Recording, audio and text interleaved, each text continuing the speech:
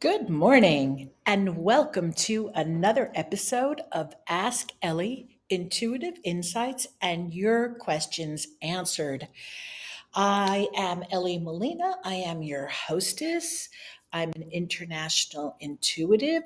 I am a psychic. I'm the author of Children Who Know How to Know and Annabelle and the Domino, and the creator of the Psy Kids Academy, a magical place where children and their adults can learn to tap into and access and develop their intuitive abilities and psychic abilities.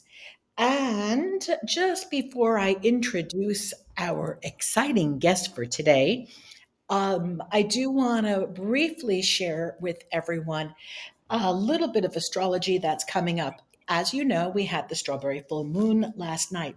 And if you were unable to do any ritual, you still have today and tomorrow, as the moon has its powers 2 days before and 2 days after. Tomorrow is the sun will trine Saturn. And so, if you have work to do, this is a great day to set aside some time for a long term project.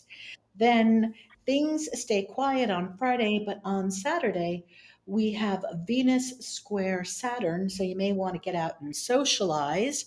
Father's Day on the 19th with Juneteenth. So, a day to celebrate and honor everyone. And then on the 21st, this for me, of course, is very exciting as we have the sun entering Cancer and we have the summer solstice. So we want to make sure that we get out and play and do rituals and be part of a community and just don't be in isolation on the summer solstice, okay? If you can, get out and do something fun and play and get those dreams and wishes going into fruition. And I am beginning the Alchemists Workshop 1, 2, and 3. So for more information, email me at ellie@ellymolina.com or find me on Facebook, Instagram, and get your information there or sign up for my newsletter at ellymolina.com. Okay, so I want to welcome everybody who's here with us in the live studio. Welcome, Deb. Welcome, Thomas. And welcome, Samantha and Suzanne. Good morning. Can you hear me? Are we connected? I can hear you perfectly. Can you hear me? I can. Oh, hello, hello. Everybody, I am so excited to introduce to you, and I'm going to read the bio. Suzanne Kingsbury, and you have to go check out her website so you can see how, and her Facebook or Instagram. You want to see how beautiful this woman is, both inside and out. Suzanne is an award-winning, best-selling author whose books have been translated widely abroad and optioned for film. She's the founder of Gateless Writing, a literary arts organization based on creative brain science and ancient Zen, offering writers a sanctuary, a worldwide network, industry know how, and the resources they need to create writing that moves a crowd.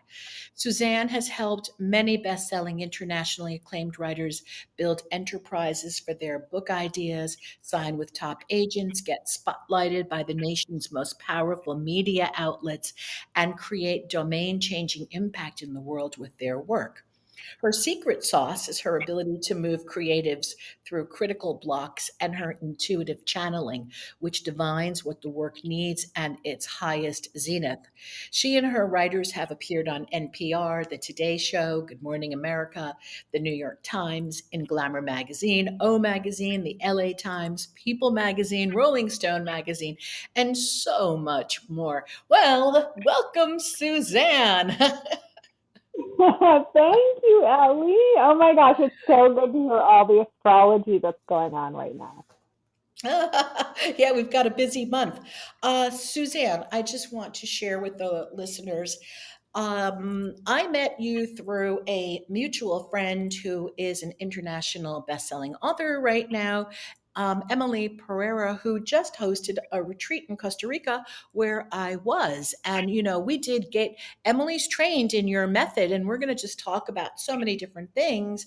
But we did gateless writing so every day this past week. It was amazing.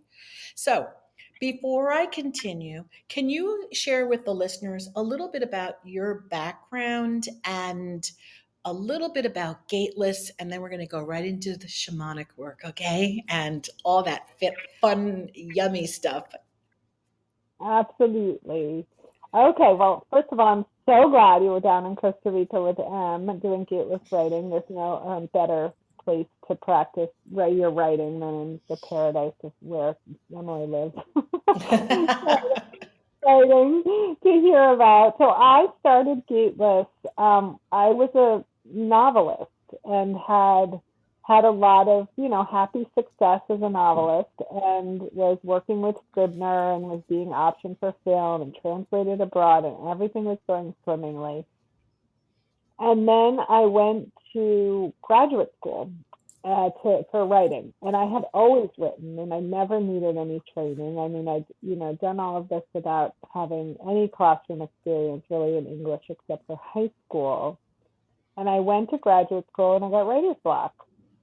And it was very interesting to me that I had writer's block because I realized that it wasn't me per se, right? It's like I'd been writing all along.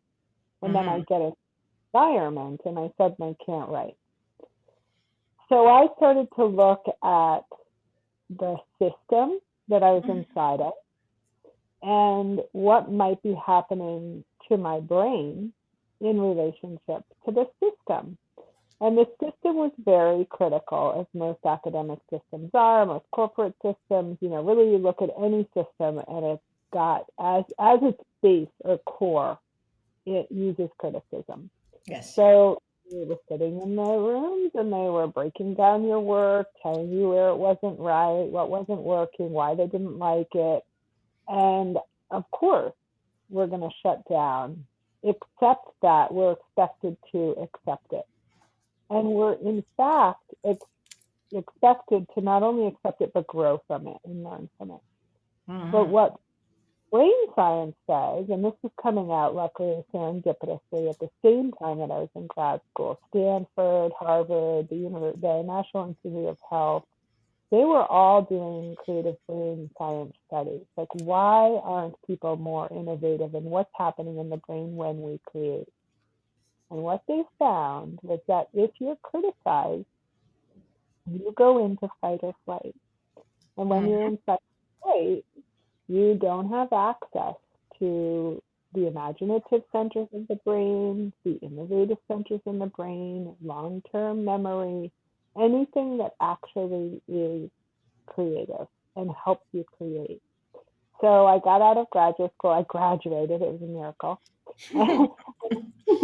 And I got out of there and I started to really research this. And when you look at the minds of Zen monks when they're meditating, they have exactly the same, neurotransmitters, so to speak, firing as they're creative. So what Mhm. I did was began to recreate this in the brains of writers, and then I would have them write from there. And that's how Gateless started. So it was body work, it was meditation, it was sensory experiences. And this seems very woo-woo, but because it's based in science, writers were willing to give it a try. And then when they started working in this way, that's when they started to have huge success, get book deals, their articles were syndicated, they went viral, they were getting media, attention. So yeah, so that's how Gateway essentially started. Does that help? Oh, it Any? helps. Yeah, I'm sure that people have benefited from understanding this right now. That because most of the listeners that work with me who are here listening know how powerful neuroscience is, and they're not afraid of anything that is considered woo woo. We don't even use that word anymore. That's not one of our vocabulary words. We just know that this all exists and much, much more. And I want to share with listeners that it was during the time that I was in Gateless with Suzanne. It was, I believe I entered the program in 20, I'm not sure if it was 2020 going into 2021, because those, that COVID time was very much a blur for me. But I was in Suzanne's program, and it was that year when I was not just with Suzanne, but with, yes, in Gateless writing, that's where my writing really became so much better, and I was able to get a lot of my book completed. It had been sitting around dormant, Suzanne, for years until I got into Gateless, and now it's almost complete. I just have to sit down, buckle down, kind of like finish, tidy it up, and get it to the editors or somewhere. But it's just been exciting through the work with you and other Gateless teachers. So my next question is, can you share a little bit about what you and I spoke about with the shamanic and the psychic work that's involved, and what you do also when you work with writers one on one, not just in the academy? It's such a good question because it's multi-layered, right? And one of the reasons, Elly, that you're so talented as a writer is that you are so fantastically psychic. And so when somebody moves into the fictional, they are actually moving into the psychic realm. So essentially, I believe that when you're writing fiction, you're passing the veil, right? And you're able to see into characters and worlds that are actually there, that are like sort of parallel to this world, and you're inviting them into this realm. So that's why books, novels will never die, because essentially it is the only time that we're able to cross that veil. Now, you're a writer, so you're excuse me, you're an individual, as a writer. So you're also mixing that other world with your own. You're mixing it with your experiences. You're mixing it with your insights. You're mixing it with, all the crafts that you know. So it's this beautiful confluence that happens when a writer goes into the fictional mind, because they're really psychically moving into that other room, and they're moving it in this like it's almost like making love. It's like, oh, I'm gonna mix these two together, all together now, and move it onto the page. So when people say I'm really blocked, I can't write, I could never write fiction and things like that, it's because there is an overarching culture that conditions us to believe that we do not have access to something other than what we've been told is here. So Mm. it's spectacular, spectacularly read a novel, because you're actually looking at the world not just as this world, but as other parallels to the world coming in and influencing that writer and turning it into story and getting it onto the page. I love that. Mhm. It makes a lot of sense, especially in my world. Yes, especially in your world. Exactly. I mean, that's why it just, whenever we read you or you were getting feedback, I think you could feel, how entranced almost, and I use that word specifically, really, people were with your work, because it's like they went into a different sort of mind space that it gives you a break from this world, which we all know can be really tough. That's why during the pandemic, books were still selling. The book industry didn't have a problem. Publishing wasn't having a problem. They might have been having problems with supply lines because everybody wanted to read, because it's like, I want to escape out of this and into something else.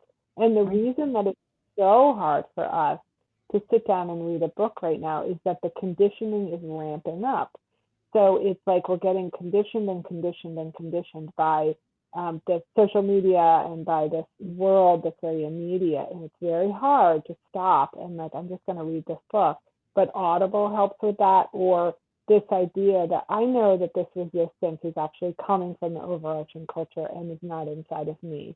So now I'm just going to take 5 minutes. 5 minutes turns into an hour, and then you escape from the world and relax the nervous system by reading. So that's really fiction, Ellie. And then there's this whole other thing that happens with memoir, which is really interesting in the shamanic sense. So shamanic work is ancient and it's varied and it's extremely diverse and complex, right? But one part of it is essentially that if trauma happens, if something happens to you and you are so shocked by it and you try to kind of understand what's happening, what happens is a little sort of part of the self gets separated from the whole self and it goes into hiding. Usually the part of the self that wants to speak the truth and is getting shut down, or the part of the self that knows that if they told, something horrible would happen. And then there's a construct that happens there that's called the critic, or what I call the guard at the door, that keeps that little part safe, right? So when we go back and we write memoir, and we want to go back and write about that trauma, most memoir is about trauma because something has to happen so the reader's interested. If you just have a lovely life and everything's so neat, people read that, but mostly they want to read. I mean, unless there's gruesome there, like Thich Nhat Hanh, for example. There's parts of his work, right, that everything's sort of bucolic and lovely, and he has a great relationship with his mother and everything. But he has wisdom from that on how to live. But most of memoir, particularly in our culture, is about trauma. So when we write, the spirit of the word goes back in there as you write, goes back into that memory and gets that little part of the self that's in hiding. And it wraps itself around that little part and it says, your story matters. Whatever you've been gestating with all these years from that trauma, whatever hurt you have, whatever you've gleaned in terms of wisdom from that experience, we're going to bring it forward onto the page. You don't have to have it in your body anymore because it's going to be on the page. And then other people are going to be able to see your wisdom and strength because they're going to read you, or I'm going to read aloud and you're going to hear it. So that part gets freed in memoir. So while memoir is like fun to read and it's great to publish and all of that, there's this other thing that happens that's shamanic when somebody writes memoir. And that's why no matter what, you've got to write it. If it's like knocking on your door, then just write it. Don't worry about publishing. That will come. That's a byproduct of great memoir. But you're freeing the self and you're reintegrating parts of the self every time you write memoir. Yeah. Wow. Very, very interesting.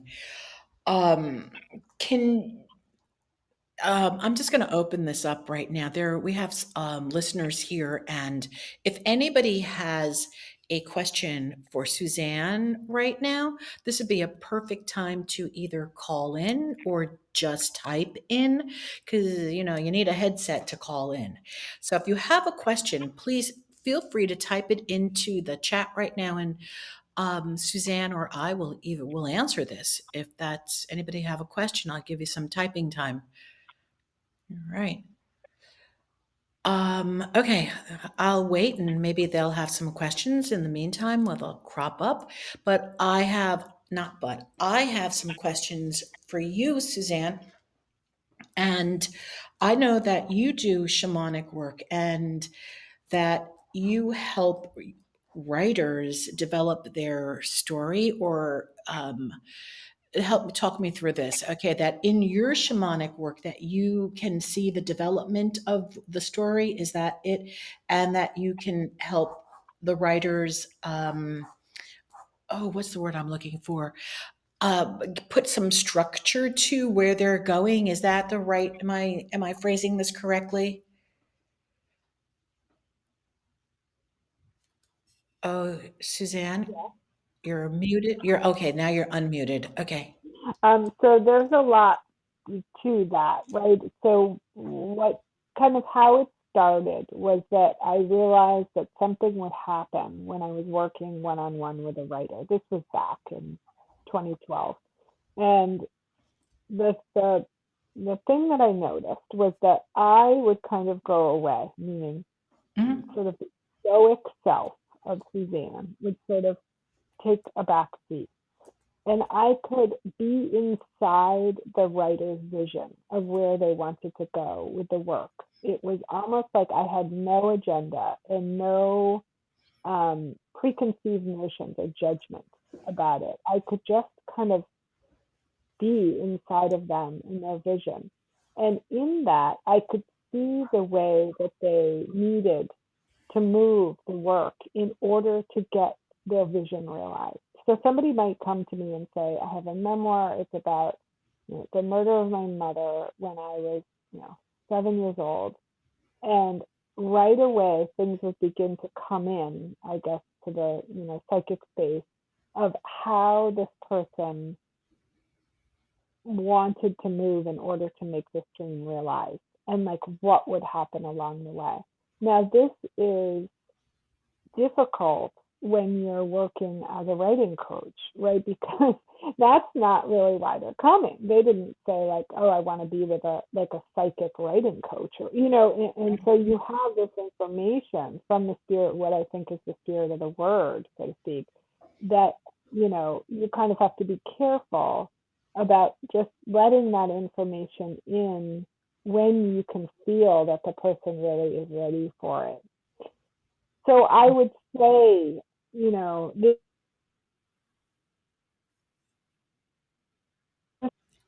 Suzanne, you just, okay, come back. All right. Can you repeat yourself? Because you got a little muted there. yeah, it's weird. I think somebody's trying to call me. I don't know, but I think Mhm, spirit is probably. trying to call me.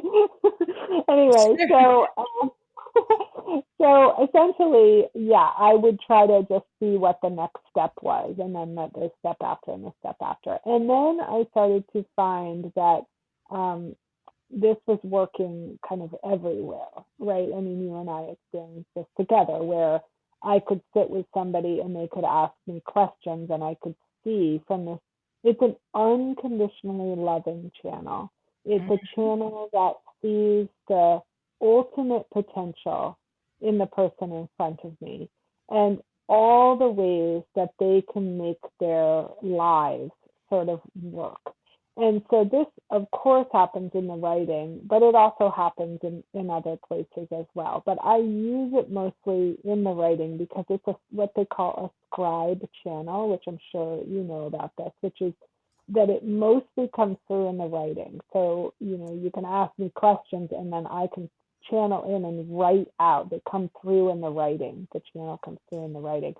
So I can do it with one on one with somebody else, but I can also do it in the writing. Like if you say to me, "Hey, I'm trying to make this big decision about like what house to buy or whether I should be with this guy," or you know what I mean, and then I can kind of do this deep meditation around the question, and then it will come out. I'll write, maybe I don't know, 10 pages or something, and I'll sort of look at your whole life and figure out where you need to go and what you need to do and why you're here and all of those things. And when I say need to do, it's like they usually give like 5 tributaries. These are places that you could go right now. It's Mhm. not like you have to go in this one direction. But so that's why I say it's complicated. It's kind of layered. You know what I mean? It's like, yes, when I work one on one with someone, but also when I work just in the writing. And I do that for myself every morning. I ask them for guidance and sort of Mhm. help me through everything. I mean, I can't even imagine not having that now. Oh, that's so awesome. And I will share that I had the experience with Suzanne when I was questioning whether or not to continue. Again, the critic, I got to share this. All right. It's kind of a little off topic, but it's still part of the topic. So here I am coming to Gateless for the first time. And I really just, what do I write? Newsletters and a how to, I'm not diminishing this. I write my newsletters.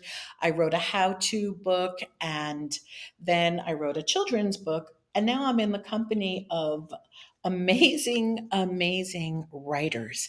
And as I sit there and listen to this amazing writing, what happened is my inner critic started to rage. I'm like, what am I doing? Why am I here? And I heard myself talking. It was like, oh, who is this person? Okay, like I don't have all these insecurities when it comes to doing my work, in the psychic realm or, consulting. Those insecurities, that voice, that chatter is not there. And now as it comes to writing my book and doing, reading what I wrote out loud in front of other people, I just hear, "Oh, give it up, stop. What do you, who do you think you are? What are you doing? Run!"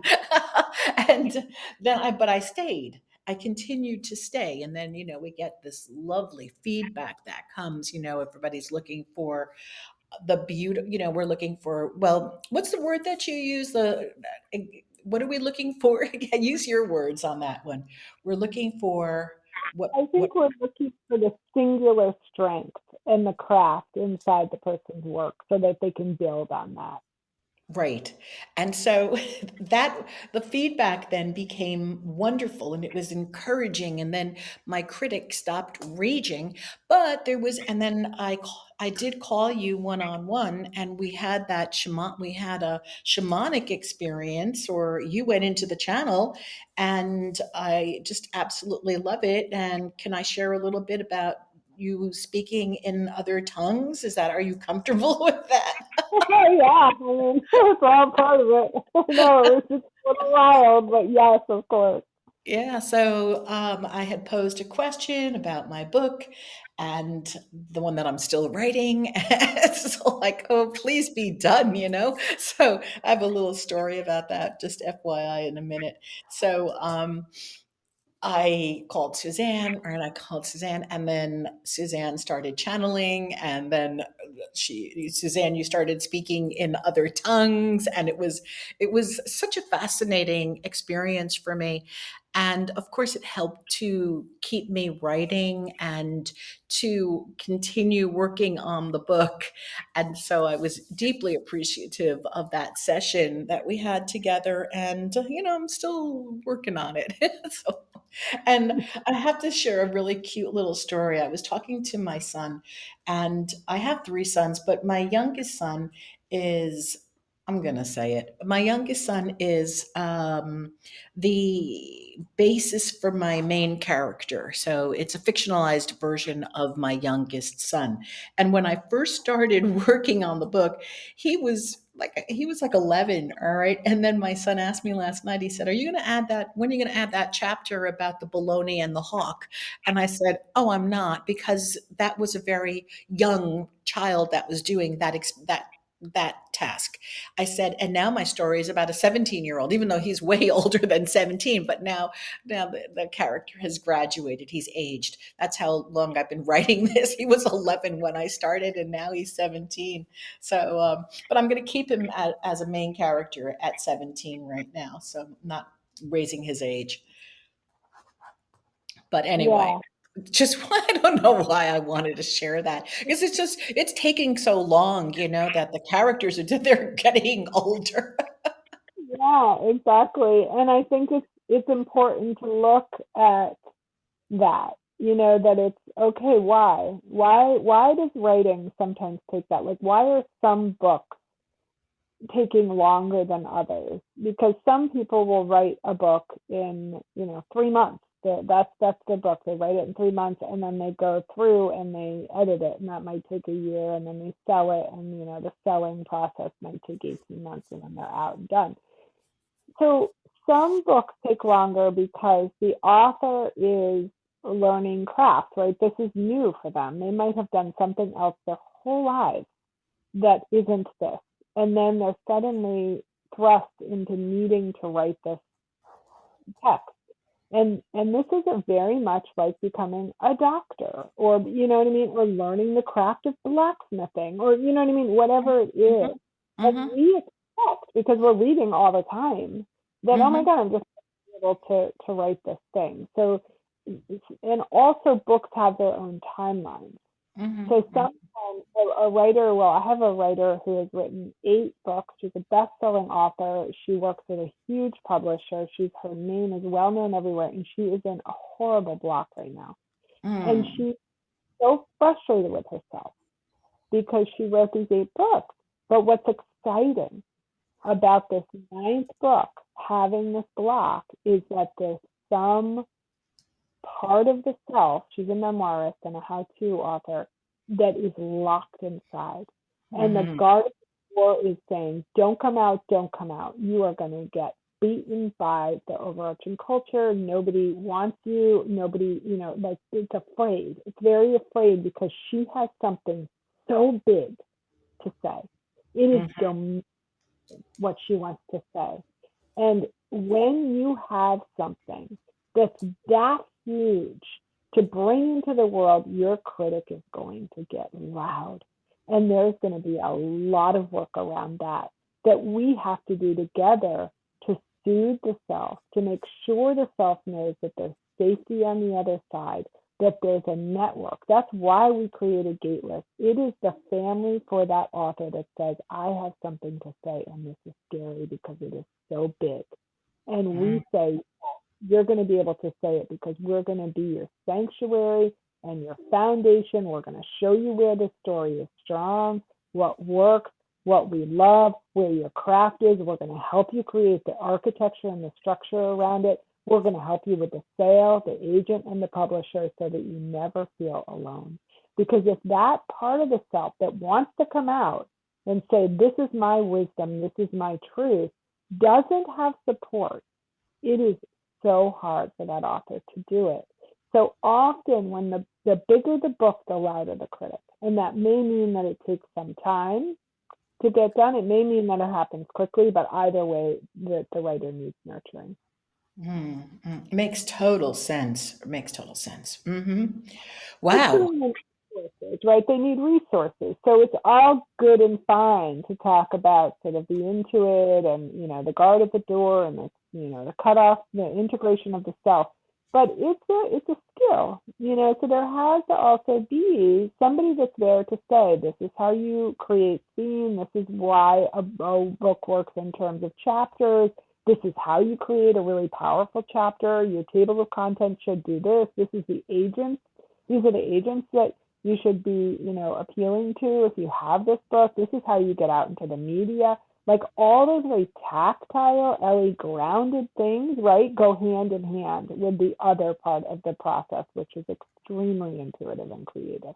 Mm-hmm. Mm-hmm. Yeah, that's why I just absolutely love the Gateless community and the Gateless Writing Academy, and it's an unbelievable support system, and it's I cannot speak more highly of it and you and the people who have gone through the academy and the connections and the friendships I have made during this time and then continue to make during the Gateless time that I'm still involved. Because once you're in Gateless, you can't leave. Okay, that's like no matter. It's just it's a way of life and it's a part of us.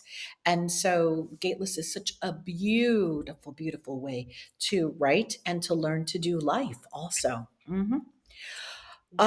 Suzanne, I want to open this up and see if there's anybody here right now who has questions for you. And if anybody has any questions or comments, please feel free to type them in right now or call in. We have a very quiet crowd today. All right. Okay.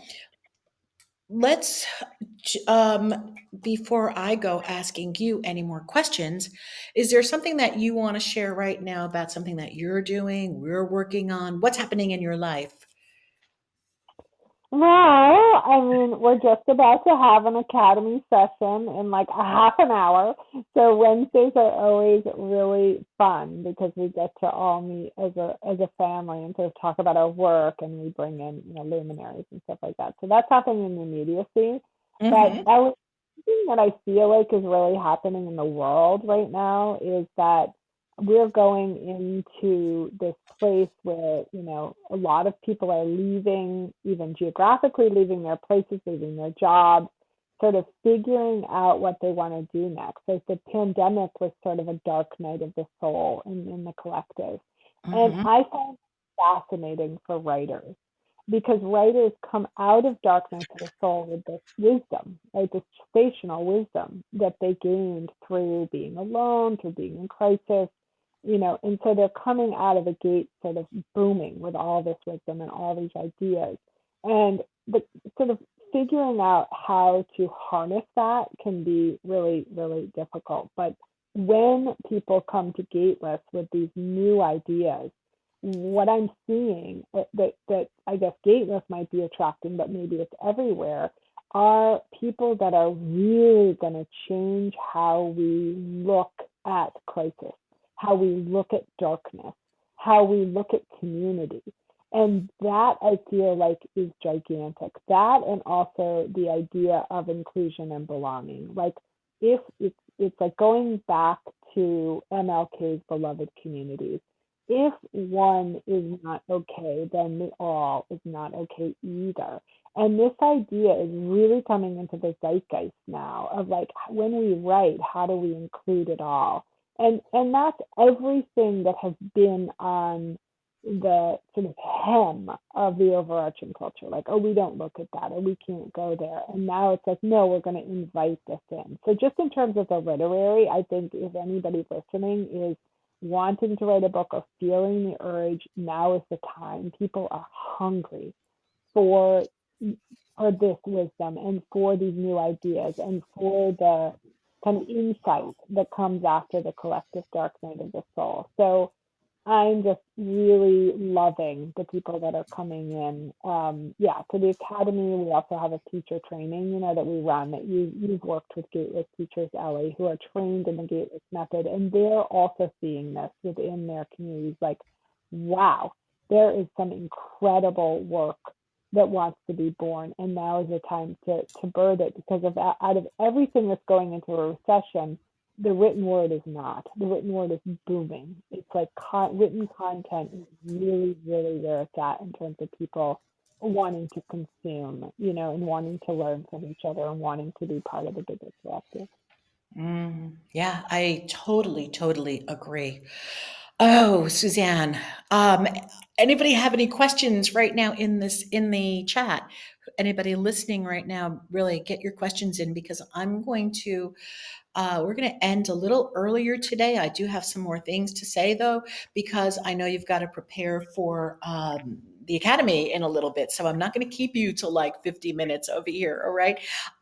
There has been so much wisdom in these last 30 minutes, 35 minutes together, Suzanne, that if anybody is interested in writing or learning to, I don't want to say learning to write, that's not the right word, learning to bypass the inner critic and get themselves writing, how can they reach you? Beside And the fact that I will put it into the chat, into the email. yeah, yeah, and they could just come and join the community. Like, anything you want to write, and just get in touch anytime. So, gatelesswriting.com. They can come and see me at gatelesswriting.com. They can also come, SuzanneKingsbury.net is the same address. So, gatelesswriting.com is our website. And there are a lot of ways to connect, but essentially, we always love, love, love to hear from people. Yeah, absolutely. And I want to thank you. And if they wanted, also, even if it had nothing to do with writing, people can contact you if they wanted to have a session with you. Is Yeah. that true? Yeah. Yeah. So if anybody's interested in getting, what do I call it? A reading? Is it a reading? Or what do you call them? I call my things readings. What do you call yours? I call mine channeling. So, Okay. yes, anybody who wants to come for an intuitive channeling about, anything at all, just I book up kind of far in advance, but get in touch, because I often have cancellations and stuff like that. Yeah. So please reach out to Suzanne if you are interested in having a channeled session, or if you're interested in learning more about Gateless. It's just fascinating. It's fascinating to be with Suzanne. It's fascinating to be in the academy. It's an honor to be in the academy. I am grateful to you, Suzanne. I am grateful for all the people that we've met and all the gifts that you have contributed to my life so that my writing, I don't talk about me, but my writing, my book is coming. It wants to be born. And it is freaking fantastic. So I can't wait to read it in its entirety, Ellie. It's just so incredible. It makes a lot of sense that it's taking a little while. Yeah. Well, I've been working on it, Suzanne, have been working on it. And so I am going to wrap up this call right now, Suzanne. I thank you so much for taking the time to be with us here today. And thank you, thank you, thank you for everything, for your gifts, for the Academy, for your talents, for your channeling, for the beautiful person that you are inside and out. I love and adore you.